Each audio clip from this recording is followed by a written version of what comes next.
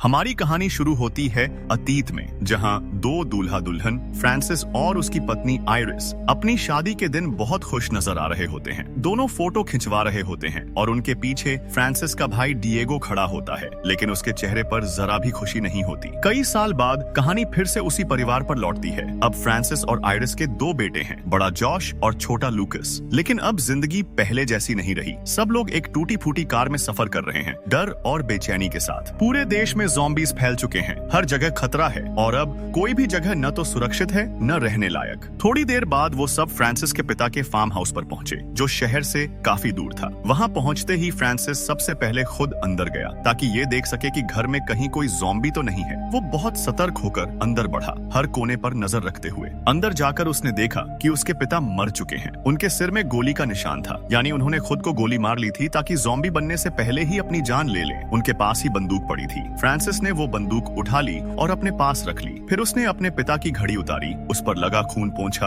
और खुद पहन ली। इसके बाद वो रसोई की तरफ गया, जहां उसे अपनी माँ दिखी। पहले तो लगा वो जिंदा है, लेकिन तभी उसने देखा कि वो पूरी तरह ज़ॉम्बी बन चुकी है। उसका शरीर दो हिस्सों में बांट चुका था। फिर भी वो जमीन पर रेंगते हुए फ्रांसिस की तरफ बढ़ने लगी। फ्रांसिस की आंखों में आंसू आ गए। वो बहुत दुखी होकर अपनी माँ से माफी मांगने लगा। फ्रांसिस ने अपनी माँ से माफी मांगी और फिर मजबूरी में उस पर गोली चला दी। उसने दोनों अपने माँ और पिता की लाशें उठाई और घर के पीछे वाले खेत में ले जाकर दफना दिया। ये सब उसने अपनी फैमिली के सामने किया ताकि सबको सच्चाई पता रहे। घर को सुरक्षित करने के बाद सब अंदर आ गए। अगले दिन सुबह फ्रांसिस सबसे पहले उठा और पानी के कुएं के पास गया। उसने खुद पानी पिया ताकि यकीन हो सके कि पानी साफ और पीने लायक है। जब उसे यकीन हो गया कि पानी में कोई खतरा नहीं है, तब उसने अपने बच्चों को भी बुलाकर पानी पिलाया। लेकिन तभी साफ नजर आया कि उसकी पत्नी आयरिस उससे बात नहीं कर रही थी। दोनों के बीच किसी तरह की खामोशी और दूरी थी, जैसे कोई झगड़ा या मनमुटाव चल रहा हो। उनका बड़ा बेटा जॉश कार से कुछ कपड़ों के बैग लेकर आया और पूछा कि क्या इन्हें अंदर लाना है। आयरिस ने कहा, हाँ ले आओ, लेकिन फर्स्ट एड किट वाली बैग किचन में ही छोड़ दो, शायद बाद में काम आ जाए। फ्रांसिस और उसका छोटा बेटा लूकस घर की खिड़की से बाहर देख रहे थे। उन्हें दूर एक खेत की झोपड़ी दिखी। बड़े बेटे जॉश ने कहा कि शायद वहाँ कुछ ऐसा मिल जाए जो उनके काम आ सके। जब फ्रांसिस बाहर जाने की तैयारी करने लगा तो लूकस डर गया और उसे कसकर पकड़ लिया। वो नहीं चाहता था कि उसका पिता बाहर जाए, क्योंकि वो झोपड़ी घर की चार दीवारी के बाहर थी। फ्रांसिस ने उसे प्यार से समझाया, मत डर, मैं ठीक होकर वापस आ जाऊंगा। फिर वो जॉश के साथ झोपड़ी की तरफ निकल पड़ा। रास्ते में चलते हुए जॉश ने देखा कि उसके पिता ने अपने दादा की वही घड़ी पहनी हुई है। उसने पूछा कि डैड, ये घड़ी कहाँ से मिली? लेकिन फ्रांसिस ने कोई जवाब नहीं दिया और चुपचाप आगे बढ़ता रहा। जब दोनों झोपड़ी के अंदर पहुंचे तो अंदर अंधेरा और सन्नाटा था। उन्होंने कुछ भी काम की चीजें ढूंढने की कोशिश की, पर तभी उन्हें एक लाश दिखी जो छत से लटकी हुई थी, जैसे उसने खुद को फांसी लगा ली हो। फ्रांसिस ने वो डरावना मंजर देखकर कोई खास रिएक्शन नहीं दिया, जैसे उसके लिए ये आम बात हो। उसने अपने बेटे जॉश से कहा, जेब में रखी चाबियां निकालो। जॉश बहुत डर गया था, उसके हाथ कांप रहे थे। वो धीरे धीरे लाश के पास गया और वहां रखी चाबियां निकालने की कोशिश की। तभी वो लटकी हुई लाश नीचे गिर गई, सीधा जॉश पर। बच्चा डर के मारे चिल्लाने लगा और रोता हुआ बाहर भाग गया। वो सदमे में था, उसे यकीन ही नहीं हो रहा था कि अभी अभी क्या हुआ। घर लौटने के बाद आयरिस ने महसूस किया कि फ्रांसिस अपने बड़े बेटे जॉश के साथ बहुत सख्ती से पेश आ रहा है, जबकि छोटे लूकस के साथ वो नरम और प्यार भरा बर्ताव करता है। दरअसल फ्रांसिस के मन में शक था कि आयरिस ने उसे धोखा दिया था और जॉश उसका असली बेटा नहीं है। थोड़ी देर बाद आयरिस ने फ्रांसिस से कहा कि चलो नीचे बेसमेंट में चलते हैं और जनरेटर ठीक करते हैं, क्योंकि घर में अब भी बिजली नहीं है। फ्रांसिस जब बेसमेंट में पहुंचा तो अचानक उसे अजीब हालत ने घेर लिया। उसका पूरा शरीर कांपने लगा, सांसें तेज हो गईं। तभी उसे अपने बचपन की यादें आने लगीं, जब उसका पिता उसे इसी बेसमेंट में मारता और सताता था। वो पुराना दर्द फिर से जाग उठा। आयरिस ने उसे इस हालत में देखा तो तुरंत उसके पास गई, उसे ऊपर ले आई और संभाला। वैसे भी जनरेटर चलाने के लिए फ्यूल चाहिए था, इसलिए रात में उसे चालू करना मुमकिन नहीं था। थोड़ी देर बाद सब डिनर के लिए बैठे। माहौल भारी था। आयरिस ने फ्रांसिस से कहा, हम यहाँ कितने दिन रहेंगे? इस जगह पर न खाना है, न पानी, न बिजली और न ही कोई सुरक्षा। फ्रांसिस ने शांत होकर जवाब दिया, ये हमारे लिए सबसे सुरक्षित जगह है। ये मेरे दादा दादी का घर है। हम खेत जोत सकते हैं, अपनी फसल उगा सकते हैं और यहीं से जी सकते हैं। ये जगह ज़ॉम्बीज़ से बहुत दूर है। जॉश ने कहा कि नॉर्थ में एक कैंप है जहाँ लोग अब भी जिंदा हैं और साथ मिलकर रह रहे हैं। ये सुनते ही फ्रांसिस गुस्से में बोला, हमें किसी के कैंप से कोई मतलब नहीं। जो जाना चाहता है जाए, लेकिन तुम इन बड़ों की बातों में मत पड़ो। उसकी आवाज सख्त थी और जॉश चुप हो गया। डिनर के बाद जॉश चुपचाप घर के बाहर चला गया। वो कार की छत पर चढ़ गया और अपनी गर्लफ्रेंड के साथ ली हुई पुरानी फोटो को देखने लगा। कुछ देर बाद उसका फोन हाथ से गिर गया। बैटरी भी खत्म थी, इसलिए अब वो उसे चार्ज नहीं कर सकता था। घर के अंदर खिड़की से फ्रांसिस अपने बेटे को देख रहा था। उसकी आंखों में एक अजीब उदासी थी, जैसे उसे कुछ पछतावा हो, पर वो दिखाना नहीं चाहता था। थोड़ी देर बाद उसकी पत्नी आयरिस पीछे से आई। गुस्से में बोली, तुम जॉश के साथ इतने सख्त क्यों हो? वो भी तुम्हारा बच्चा है, उसे भी वैसे ही ट्रीट करो जैसे लूकस को करते हो। फ्रांसिस कुछ नहीं बोला, बस खामोश रहा। अगली सुबह फ्रांसिस घर के बाहर बैठा था जब आयरिस उसके पास आई और फिर से नॉर्थ जाने की बात करने लगी।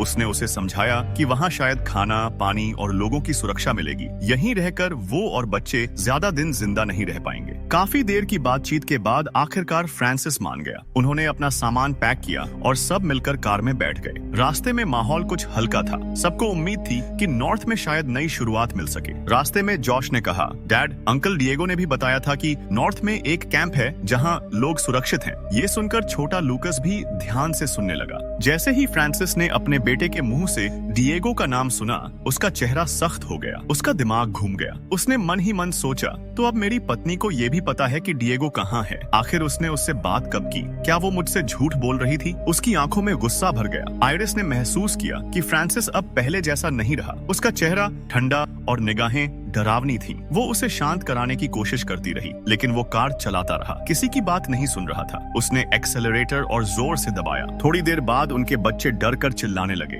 फ्रांसिस ने तब जाकर कार रोकी। जब उसने सामने देखा तो पाया कि वो एक ब्रिज पर पहुंच चुका है, जहां कई गाड़ियां खड़ी थीं, टूटी फूटी हालत में। रास्ता बंद था, ब्रिज का हिस्सा गिर चुका था। आयरिस नीचे उतरी और रास्ता साफ करने के लिए गेट की जंजीरें खोलने लगी, लेकिन जैसे ही उसने फेंस खोली, अचानक एक ज़ॉम्बी जो वहां सोया हुआ था उठ खड़ा हुआ और उस पर झपट पड़ा। फ्रांसिस ने ये देखा तो बिना सोचे समझे तुरंत कार से कूदकर उसकी तरफ दौड़ा। फ्रांसिस ने तुरंत बंदूक उठाई और उस ज़ॉम्बी पर गोली चला दी, जिससे आयरिस बच गई। लेकिन गोली की आवाज ने पास के बहुत सारे ज़ॉम्बीज को अपनी तरफ खींच लिया। कुछ ही पलों में वो सब कार के आसपास जमा हो गए, जहां बच्चे बैठे थे। दोनों बच्चे चीखने लगे, डर के मारे कांप रहे थे। हालात देखकर फ्रांसिस ने बंदूक ऊपर उठाई और आसमान में एक गोली चलाई, ताकि सारे ज़ॉम्बीज उसकी तरफ आकर्षित हों और बच्चों से दूर चले जाएं। उसकी ये चाल काम कर गई। सारे ज़ॉम्बीज उसकी दिशा में मुड़ गए। उधर आयरिस ने फटाफट बच्चों को कार से निकाला और उन्हें लेकर भागने लगी। इसी बीच फ्रांसिस ने देखा कि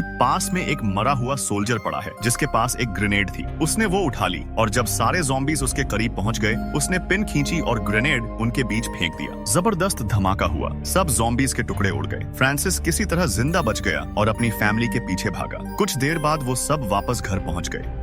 फ्रांसिस ने गुस्से भरे लहजे में कहा, अब फैसला मेरा होगा, क्या करना है और क्या नहीं। मैं अपनी फैमिली की हिफाजत अपने तरीके से करूंगा। उस दिन के बाद 2 हफ्ते बीत गए। फिर एक सुबह फ्रांसिस अकेला ही वापस उसी ब्रिज की तरफ गया जहां उनकी कार छूटी थी। उसका इरादा था कार को वापस लाने का, लेकिन चाहे जितनी कोशिश की, कार स्टार्ट नहीं हो रही थी। इंजन बिल्कुल जवाब दे चुका था। उधर घर पर आयरिस बच्चों का ध्यान रख रही थी। दोनों बच्चे दरवाजे के सामने खेल रहे थे और घर में सब कुछ शांत था। तभी उसने अचानक फार्म हाउस का बड़ा दरवाजा खुलने की आवाज सुनी। वो जल्दी से बाहर निकली और देखा कि फ्रांसिस वापस आ गया है। उसके साथ एक व्हील बैरो थी, जिसमें कुछ फ्यूल कैंस और कुछ सामान भरा हुआ था, जो उसने रास्ते में मिले टूटे वाहनों से इकट्ठा किया था। आयरिस ने उससे पूछा, कार कहाँ है? फ्रांसिस ने बिना हिचकिचाए झूठ बोल दिया, वो खराब हो गई। असल में उस कार को सिर्फ फ्यूल चाहिए था ताकि वो फिर से चल सके, लेकिन फ्रांसिस ने जानबूझकर किसी को नहीं बताया। उस शाम वो अकेला ही बेसमेंट में उतरा। पहली बार उसे उस जगह से डर नहीं लगा, जैसे उसने अपने बचपन के डर पर जीत हासिल कर ली हो।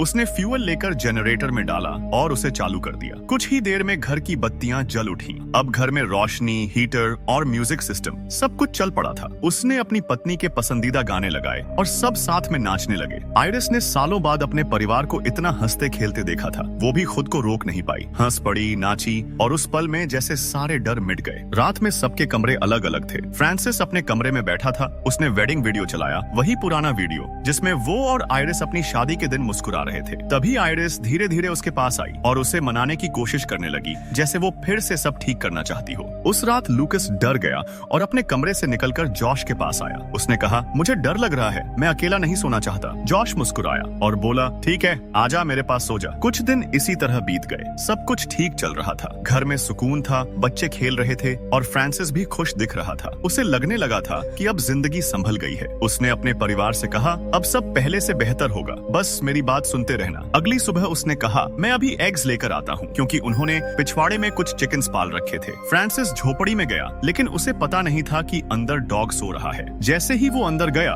डॉग अचानक उस पर झपटा और उसके हाथ को बुरी तरह काट लिया। फ्रांसिस दर्द से चिल्लाया और किसी तरह खुद को छुड़ाकर घर वापस आया। आयरिस ने तुरंत उसका जख्म साफ किया और पट्टी बांधी। तभी उन्होंने सुना कि बाहर जॉश जोर से चिल्ला रहा है, मॉम, डैड, जल्दी आओ। दोनों दौड़ते हुए बाहर निकले और देखा जॉश दरवाजे पर खड़ा था, हाथ में रेडियो पकड़े हुए। वो उत्साहित होकर बोला, डैड, सिग्नल आ गया, मैंने खबरें सुनी। उन्होंने कहा कि हम कैंप के करीब हैं, बस एक बैटरी स्टोन चाहिए ताकि रेडियो फिर से काम करे। फ्रांसिस ने शांत लेकिन ठंडे स्वर में कहा, हमारे पास वो बैटरी नहीं है, मतलब रेडियो अब चालू नहीं हो सकता। लेकिन ये झूठ था। असल में फ्रांसिस को अब ये अकेली और शांत जिंदगी पसंद आने लगी थी। वो नहीं चाहता था कि उसका परिवार कैंप की बातों से फिर से उम्मीद बांध ले और वहाँ जाने की जिद करे। रात में सब लोग डिनर टेबल पर बैठे थे। माहौल में खामोशी थी। आयरिस ने धीरे से कहा, फ्रांसिस, अब तुम्हें जाकर कार वापस लानी चाहिए। फ्रांसिस ने फिर झूठ बोला, वो कार अब पूरी तरह खराब हो गई है, चल ही नहीं सकती। इतना कहने के बाद उसने सबको डराना शुरू किया। बोला, बाहर अब कोई सुरक्षित जगह नहीं बची, रोड्स सब ज़ॉम्बीज से भरे पड़े हैं, कैंप जैसी कोई चीज नहीं है, सब झूठ है, अगर हम निकले तो सब मर जाएंगे। उसके चेहरे पर साफ था कि वो अपने परिवार को रोकने के लिए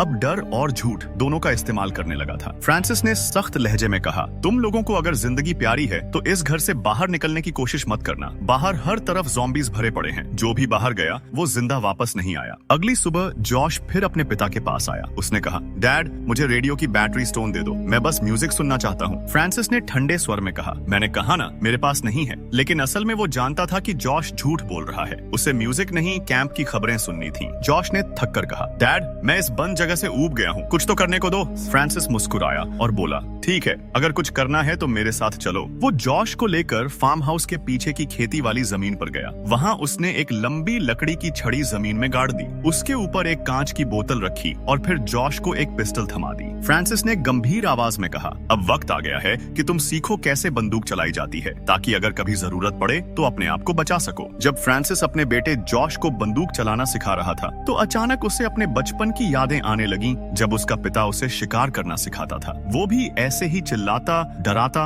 और जरा सी गलती पर मार देता था। वही सख्ती अब फ्रांसिस के अंदर फिर से जिंदा हो गई थी। वो जॉश पर चिल्ला रहा था, निशाना लगाओ, जल्दी करो। जॉश डर के मारे कांपने लगा, सांस तक नहीं ले पा रहा था। तभी गलती से उसके हाथ से गन चल गई। गोली की आवाज खेत में गूंज उठी। फ्रांसिस अब भी गुस्से में था। जॉश की आंखों में डर था, आंसू बह रहे थे। गोली की आवाज सुनकर आयरिस और छोटा लूकस भागते हुए आए। उन्होंने देखा कि फ्रांसिस अपने बेटे पर चिल्ला रहा है और जॉश पूरी तरह सहमा हुआ है। लेकिन तभी कुछ ऐसा हुआ जिसकी किसी को उम्मीद नहीं थी। गोली की आवाज ने पास की चर्च के आसपास मौजूद ज़ॉम्बीज को खींच लिया था। वो अब उसी दिशा में बढ़ रहे थे जहां फ्रांसिस और उसका परिवार था। दूर से उनकी डरावनी कराहें सुनाई देने लगी। जैसे ही उन्होंने वो झुंड अपनी तरफ आता देखा, सब कुछ छोड़कर भागे और घर के अंदर घुस गए। दरवाजा बंद कर दिया गया। लेकिन अब वो घर, जो कभी सबसे सेफ जगह लगती थी, बाहर से आती उन आवाजों के बीच एक फंसा हुआ डरावना पिंजरा बन चुका था। घर के बाहर अब कोई सुरक्षा नहीं बची थी। सैकड़ों ज़ॉम्बीज उनका पीछा करते हुए घर तक पहुंच गए थे। वो दरवाजों को जोर जोर से पीट रहे थे,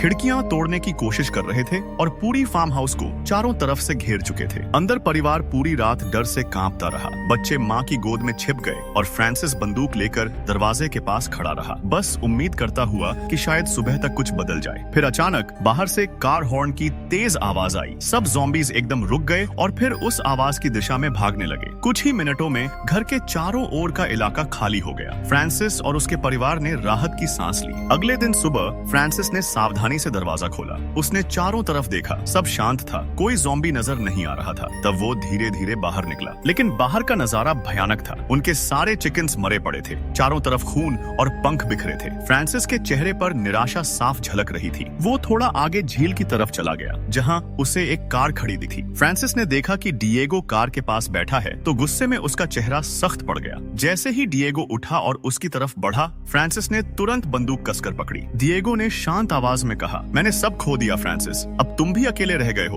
तुम अपनी फैमिली को अकेले नहीं बचा पाओगे, इसलिए मैं आया हूँ तुम्हारी मदद करने। लेकिन फ्रांसिस के दिल में पुराने जख्म फिर से जलने लगे। उसे अब भी वो बात नहीं भूली थी जब उसे पता चला था कि डिएगो का उसकी पत्नी आयरिस के साथ रिश्ता था। उसी से उसके मन में शक बैठ गया था कि जॉश उसका असली बेटा नहीं है। फ्रांसिस ने ठंडी और नफरत भरी नजरों से कहा, तू मुझसे मदद की बात करने लायक भी नहीं है। तूने मेरा घर तोड़ा, मेरा भरोसा तोड़ा, अब मेरे सामने से चला जा। डिएगो ने धीरे से कहा, भाई बस एक बार माफ कर दे, मैंने गलती की थी, पर अब मैं सच में मदद करना चाहता हूँ। फ्रांसिस का गुस्सा अब काबू से बाहर था। उसने बंदूक उठाई और डिएगो की ओर तान दी। मैं आखिरी बार कह रहा हूँ, निकल जा, वरना गोली मार दूंगा। डिएगो कुछ पल खामोश खड़ा रहा, फिर गहरी सांस लेकर बोला, ठीक है फ्रांसिस, जैसा तू चाहे। डिएगो ने जाने से पहले फ्रांसिस की तरफ एक मैप फेंकी और कहा, नॉर्थ की तरफ एक कैंप है, अगर तुम्हें अपनी फैमिली की जान प्यारी है तो वहाँ चले जाओ, वहाँ लोग अब भी जिंदा हैं। ये कहकर डिएगो कार में बैठा और बिना पीछे देखे चला गया। फ्रांसिस ने नीचे झुककर वो मैप उठाई। पहले तो उसने सोचा कि इसे अभी यहीं जला दे,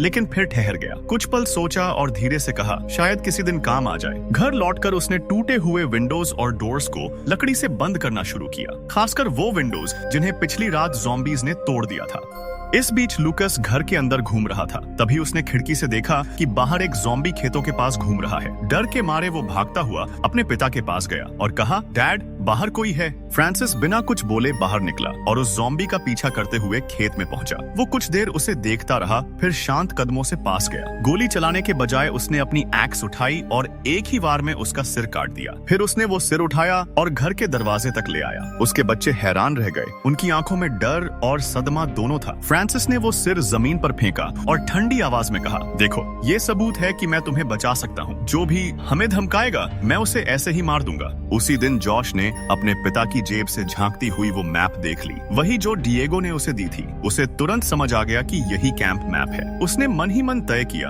कि वो इसे चुराकर सबको वहाँ ले जाएगा। शाम को जब फ्रांसिस बाथरूम में नहा रहा था, जॉश धीरे से उसके कमरे में गया। उसने कपड़ों में से मैप निकालने की कोशिश की, लेकिन तभी फ्रांसिस बाहर आ गया। जॉश डरकर भाग गया बिना मैप लिए। रात को साल का आखिरी दिन था, न्यू ईयर्स ईव। फ्रांसिस ने पुराने जैसे माहौल बनाने की कोशिश की। उसने घर के सामने एक क्रिसमस ट्री सजाया, मोमबत्तियां जलाईं और सबको डिनर टेबल पर बुलाया। वो ऐसे बर्ताव कर रहा था जैसे कुछ हुआ ही ना हो। डिनर के बीच फ्रांसिस ने मुस्कुराकर पूछा, चलो बताओ इस साल की विश क्या है? छोटा लूकस मासूमियत से बोला, मुझे एक बाइसिकल चाहिए। फिर उसने जॉश की तरफ देखा। जॉश ने गुस्से भरे चेहरे से कहा, मुझे वो मैप चाहिए जो तुम्हारी जेब में है। टेबल पर सन्नाटा छा गया। आयरिस ने माहौल संभालने की कोशिश की, लेकिन अब वो भी तंग आ चुकी थी। उसने फ्रांसिस की ओर देखा और बोली, मुझे अब सच जानना है फ्रांसिस, आखिर तुम्हारे अंदर क्या चल रहा है इन दिनों? तुम पहले जैसे नहीं रहे, तुम बहुत बदल गए हो, बहुत सख्त हो गए हो। फ्रांसिस ने गहरी सांस ली, फिर ठंडे लहजे में बोला, मेरी विश है कि हमारे घर में एक और बच्चा पैदा हो, शायद वही हमारे लिए खुशकिस्मती लेकर आए। उसकी ये बात सुनकर आयरिस और भड़क गई। तुम मजाक कर रहे हो? इस हालत में भी तुम ऐसे सोच सकते हो? फ्रांसिस ने उसकी बातों को नजरअंदाज किया, जैसे उसे कुछ सुनाई ही नहीं दे रहा हो। आयरिस चिल्लाने लगी, उसका गुस्सा फूट पड़ा। तभी फ्रांसिस अचानक खड़ा होकर बोला, पता है तुम्हारी माँ क्या चाहती थी? वो तुम्हें और मुझे छोड़कर चली जाना चाहती थी।